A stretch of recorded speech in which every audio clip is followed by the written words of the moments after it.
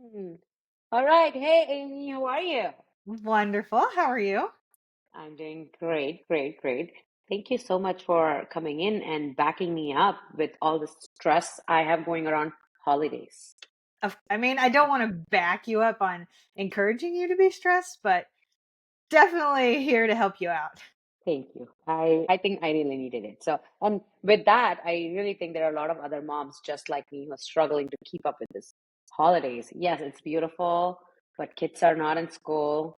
We got to hmm work. We need to find the perfect present, and hmm all of this. And I was like, you'd be the perfect one to come and give some advice because you probably been in like the most stressful, most demanding jobs in your career, right? Like if I didn't introduce you right, like guys, Amy has worked as an amazing nanny for the rich who can afford to have a nanny, unless like us. Yeah. So I know the main purpose of today's podcast is I kind of want you to give some advice to moms like me to Uh-huh. sail through this holiday. But Okay. before that, I want to have some coffee chit chatting with you, like some laughs where we can Okay. just the unimaginable situations. Let's hear from you. So tell us, Amy, how was it to be a nanny for a billionaire? Um, Sometimes it's awesome. I have been super, super blessed and I don't have any of those. Well, I don't think they're horror stories, but sometimes I tell people things and they're like, oh my gosh, how do you think that's normal? But I feel like I've worked for the most amazing families I could have. I feel like every one of them has been a blessing, but some of it has been, I guess, not normal. There's been times when someone couldn't bother to pay me. So, I mean, they gave me my money, but they couldn't bother to like come down and give me money. So they would put a wad of cash, like literally a wad, like, and they would put it in the elevator in their house, mind you, and like send it down to wherever I was and just have me retrieve the money off of like the railing in the elevator. I've had families ask me to call ahead on our holiday reservations and ask the hotel to empty our private pool and refill it with fresh water so the babies had fresh water to swim in for the holidays. So I've had some interesting situations. So the kids need water, which was not touched by anybody else. Correct, Okay. because if the water was touched, I don't know. I buy it. Well, I mean, I guess when you have money, why not? When they can do Yeah. it and pay for it, why not, right? I mean, Maybe they yeah. were worried there were germs. This was like way pre-COVID, so it wasn't even a COVID thing, but there were like germs in the water. I don't know. I just did You what I was know, told. now that you say that, I have a question. What Uh-huh. was like the most craziest thing happened during COVID in one of these houses? Anything? Yes. My gosh. I never want to relive COVID ever again. I know nobody does, but um yeah, I had one family that was absolutely neurotic about hand washing to the point where they ended up instilling anxiety into their children, and their children, like right around their wrists, started getting like chapped and was like bleeding because they would make them wash their hands every time they came inside, every time they touched food, every time they went to the bathroom, which are the normal things. And then anytime they touched anything that had been out of the house, like if they brought a box inside, they had to wash their hands because they touched a box that had been delivered by Amazon. So the poor kids were like, their hands were literally chapped and bleeding because they had washed them so much. And so there were a lot of extreme precautions in the same vein. Nice, nice. I mean, yeah, I mean, I was a little paranoid, but I don't think I took that crazy, like yeah, wash your hands, sanitize it. Yeah. Okay. Okay. Okay. So, I'm gonna divert this conversation a little bit. Like, Okay. tell me, tell me one advice for parents who are really struggling. I feel like a lot of parents get very, very, very overwhelmed with so many toys on the shelf, so many things. Like, I haven't bought any presents yet for my daughter. Oh my gosh, that gives me anxiety. And I'm shit, it's next week. What's happening? Why am I not ready for this? And I'm not. I'm just not ready because I just feel I don't have the time to go in. So, what is your one advice for parents who are struggling like me, myself? Well, my ultimate piece of advice is don't buy any toys at all. But that's so hard for most people. Like when we do presents for our kids, almost exclusively we do experiences. So if it's possible to do an experience, it feels easier to me, in my opinion, because you find the experience or you see something super cool on Instagram, you book it, you don't have to go to the store, you don't have to think of whether they not they like it. There will be absolutely no clutter in your house whatsoever.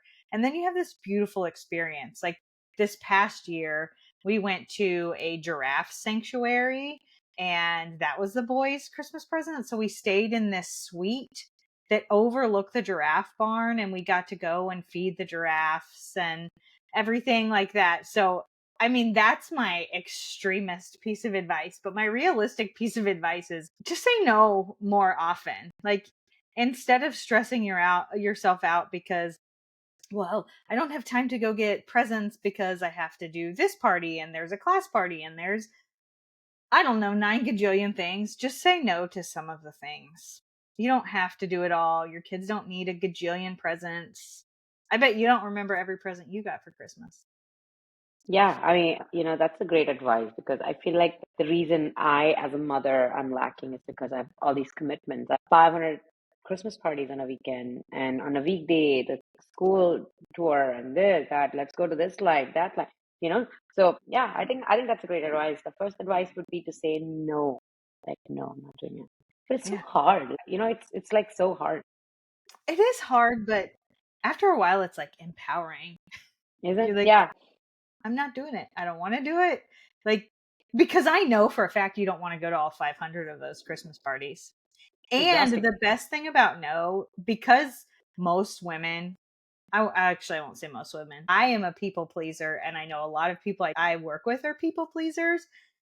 You don't have to have an explanation for no can be a complete sentence on its own. So you don't have to explain to somebody, no, we can't go because we have this or that, or just no, thank you, we're not going to be able to make it.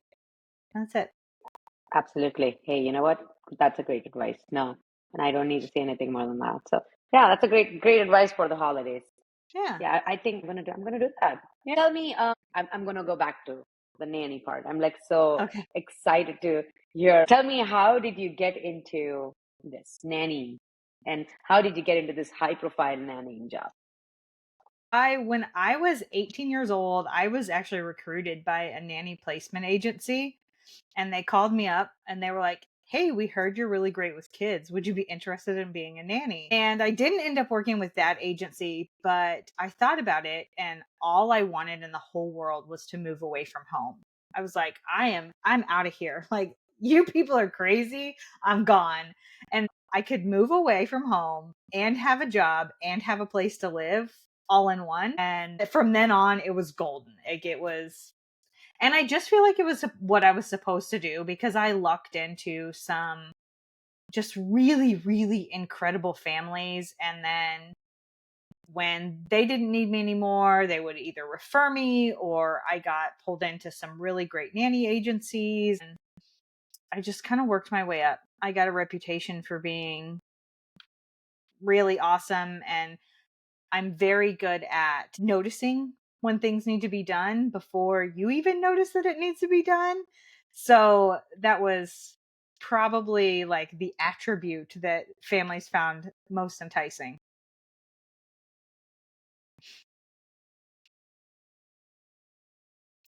Oh, sorry. Well, No what's worries. the longest? What's the longest you have been with a couple or a family? 8 years? Wow, that's pretty Yeah. nice. Yeah. Yeah. I was You with know, them. I started literally, they brought the babies home and they were like, here you go. here you go. Yeah, yeah, yeah, Yeah. yeah. How does it feel? Like does it feel very overwhelming to deal with all these kids and over demanding parents? Or do you feel like, okay, I've been compensated good to like do the work they're asking me to do? I should not ever admit this on a recording, but I'm gonna admit it.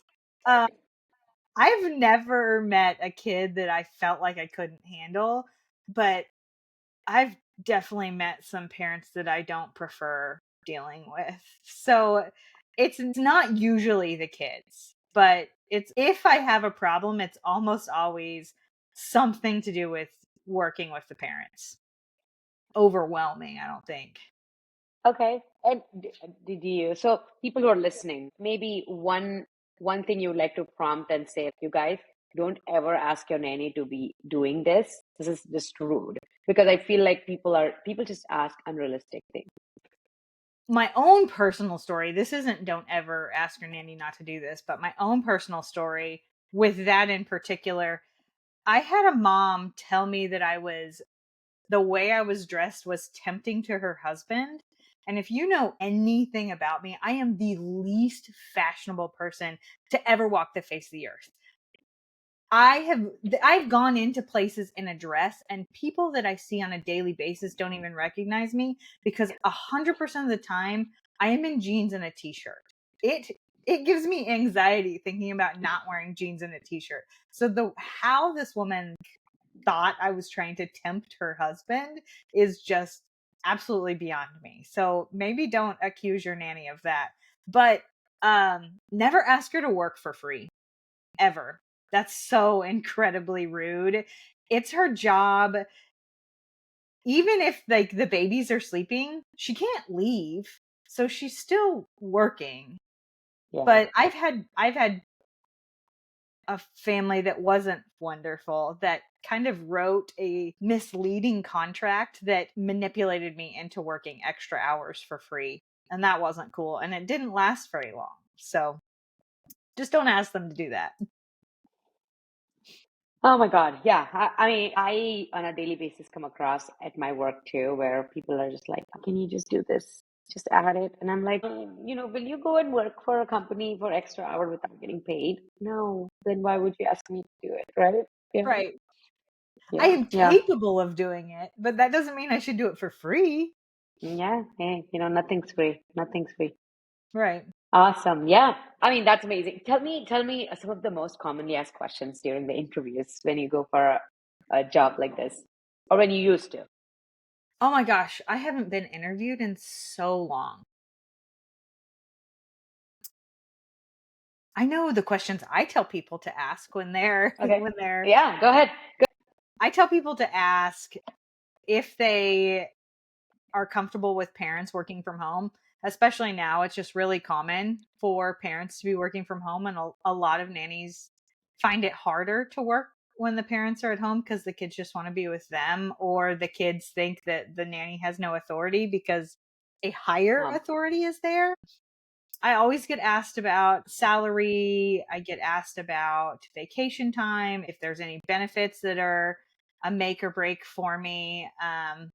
I get asked sometime my experience, usually when by the time I actually physically go into an interview, the family has already learned quite a bit about me and they just want to know if we get along as people because it's such an intimate job because you're literally handing over your heart and the most important thing in your whole life and then trusting me with it.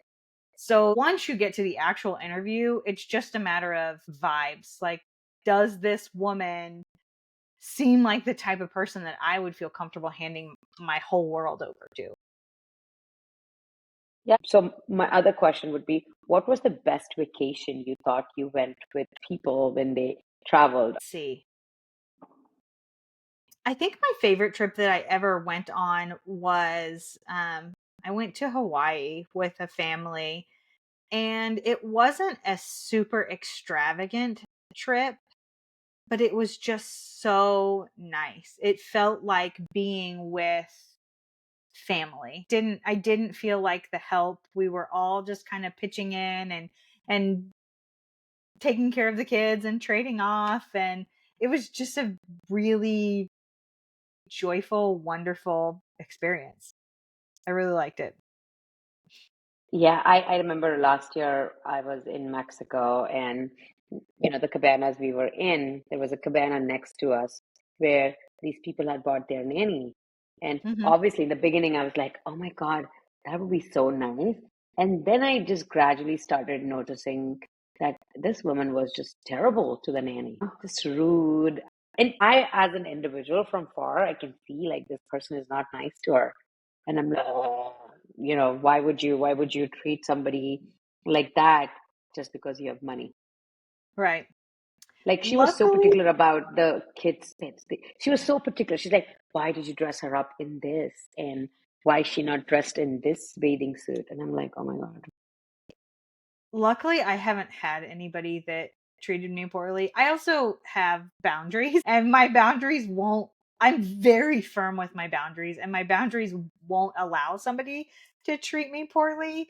So I think maybe I don't attract families who want to treat their nanny like the help because I don't allow that. So they're not going to get very far with it. More often, I have a situation where families are like, here's your baby. Good luck. See you later. And they just hand the baby and I go off. I had a situation one time where the parents I wanted to go somewhere for 4th of July and the parents had no desire to go. So the little girl and I hopped on a plane and we went on vacation for 4th of July and we left the parents at home. That's perfect. She's like, let's go on a vacation. Yeah. And so I think that's another good advice for women or parents in general this Christmas season to set good boundaries. Yes. I That's part struggle with of the that. saying no is decide what's important to you, decide the things that you really want, decide what you and your family values, and then set boundaries around those things to protect them because they're more valuable than gold. Okay. All right. That's It is. And I have another question for you. uh-huh. With Christmas coming up, obviously we are like buy presents for kids. Now that you said experiences, which I think I lean towards that too. I think my daughter really enjoys holidays and going on trips, so we always do one of those too. Uh, but what about partners? How do you navigate that? Do you have any suggestions from being a good mom? How can we also navigate the challenge of being a good partner? Any presents idea? Because men are just difficult to buy anything. I mean, I I cannot say what every man wants, and I don't know what every marriage dynamic is like. But if you have a good, healthy marriage, then your husband probably wants you. Honestly, that's probably, and I'm not trying to be like, ooh, sexy. Not even that. Just doing something with you might be the thing that your husband wants the most. It's your husband is your first child. Some people don't like to hear that, but like they are. Before you have children, your mother in law handed over her child and was like, here, now you have a child. He's grown, but he's your child. Yes. And then once you have actual children, your marriage kind of a lot of times takes a back burner because technically they are grown men and they are self sufficient. So, most of the time, when I have families call me that have kind of cracks in the foundation and things kind of are getting a little crazy and hectic, the number one thing that I can tell them to help their kids' behavior and their marriage is to connect with their spouse more.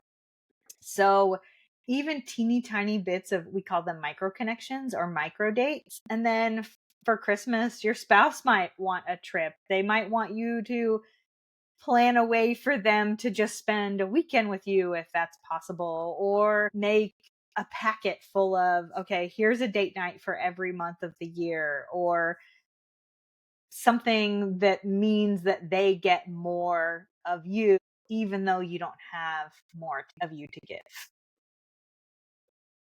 That makes so much sense. Super small things like building up to Christmas. You can, for instance, we wrote our own wedding vows. So you could, after the kids go to bed, lay in bed and read each other your wedding vows.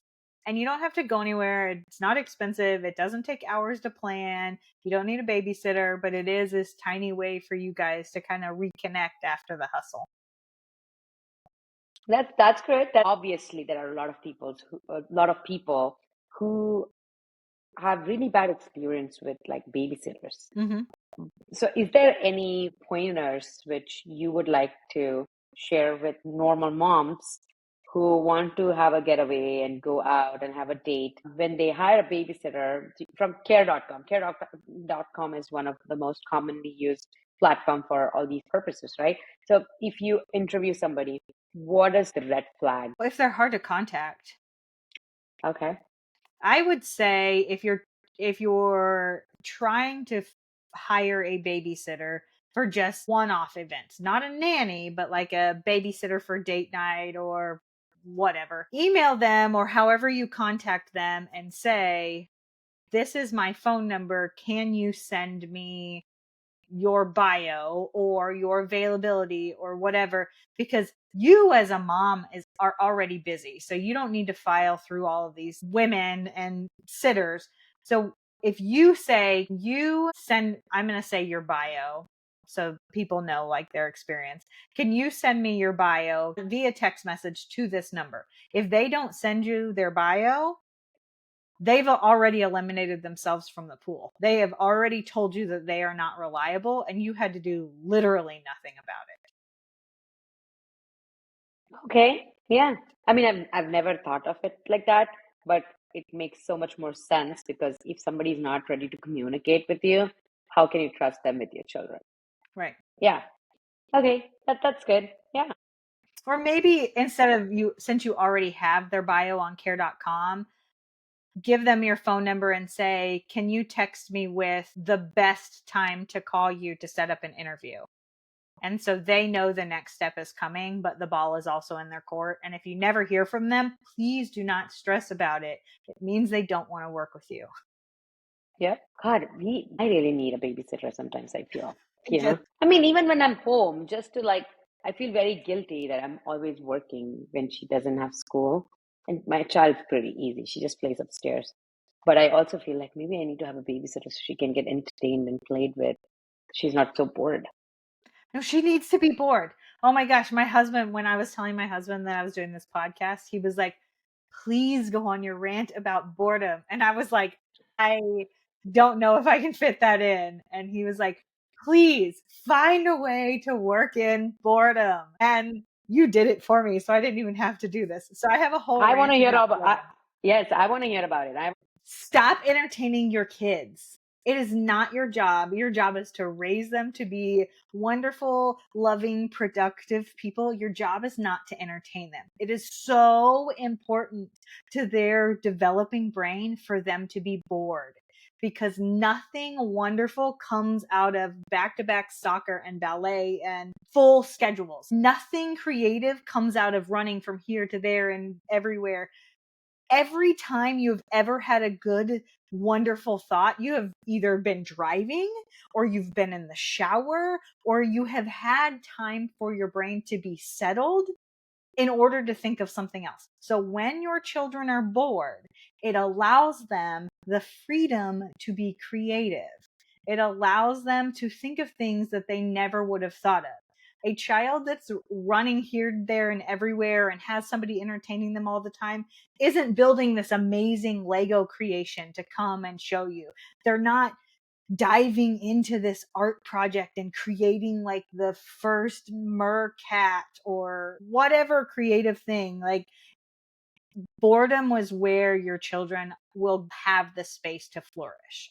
And so when you go upstairs and you sit down with your daughter, especially you, because you were an engineer, like you are very logical and you have like you have parameters that you think in. You're a grown up and you engineering is a very logical career field. So you go upstairs and you put your logic and your thought and your knowledge and all of your experience, and you put those limits on your daughter's creativity.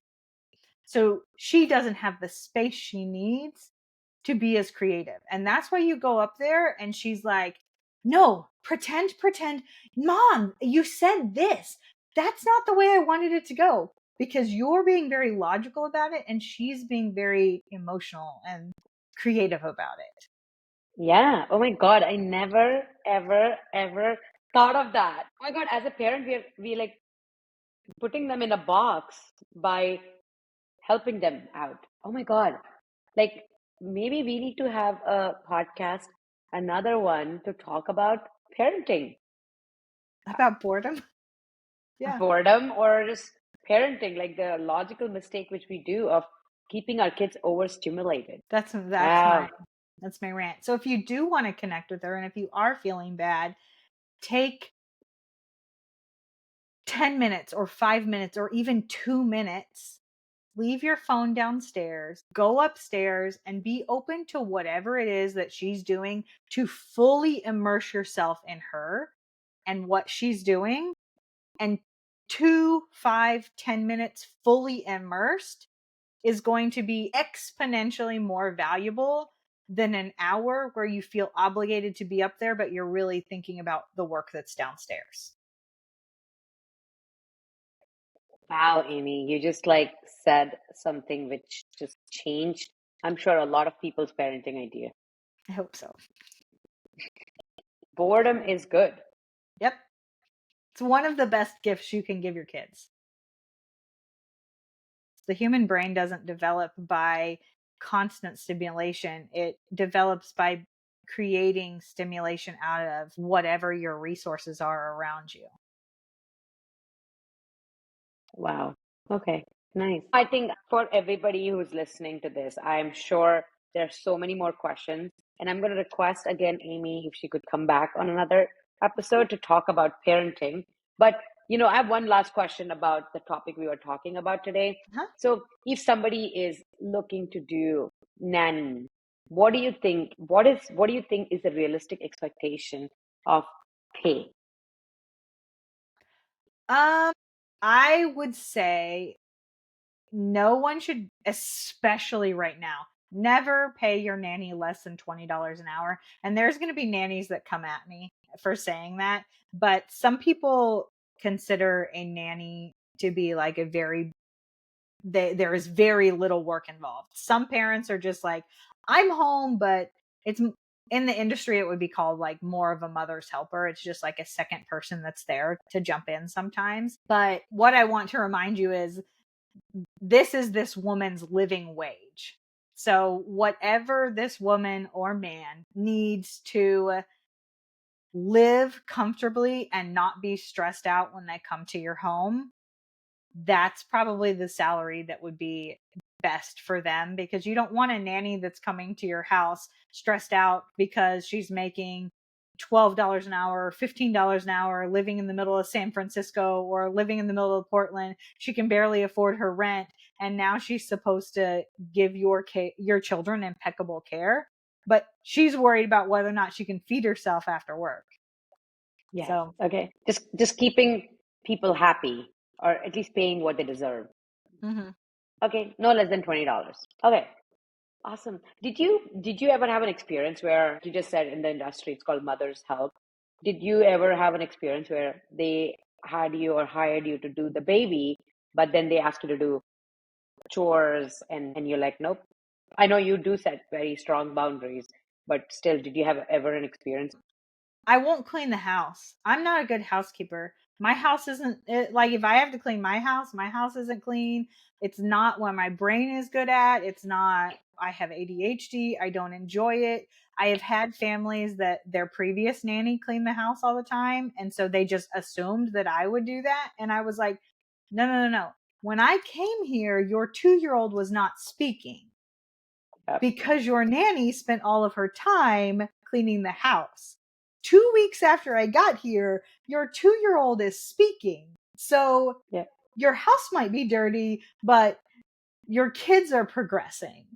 So I have set a boundary around, I'm not a housekeeper. Not because I don't want to help you out, but it's a waste of your money if you expect me to clean your house, because I'm not going to do a good job at it. So, Amy, I have a question again. If Okay. people who want to reach out to you to get, you do parenting coaching, right? I'm putting my child in a box when she actually can be enjoying the whole room. Mhm. So if people have to reach out to you to see if they could work with you or have a consultation, how does it work? How do you want them to contact you? Well, my website is up, but it's getting ready to be revamped next year, so it will be much more user friendly after the first of the year. But my website is wedon'tsaycan't.com, because when I work with kids, that's one of the phrases. Any kid that's ever worked with me knows that we don't say can't. We say I need practice or I need help, but that's something we can talk about on another episode. You can reach me at Coach Amy at wedon'tsaycan't.com. That's my email address. Or if you want me to answer you like now, if you're type A and you cannot wait, I am pretty active on Instagram. My Instagram is at Big Picture Parenting. So if you follow me on Big Picture Parenting, if you don't follow me, your message is going to go into my request folder and I might not see it. It's not like shameless plug to follow me on Instagram. That's just a warning that if you're not following me, I might not directly get your message. And I do 1 hour parent coaching sessions that are very handheld. Like, you tell me what's wrong, I tell you exactly how to work on it. I send you an email with all of the things that I told you, because as soon as you hang up the phone, you're going to forget because you're a mom and you have a gajillion things going on. And then you have direct access to me via text message.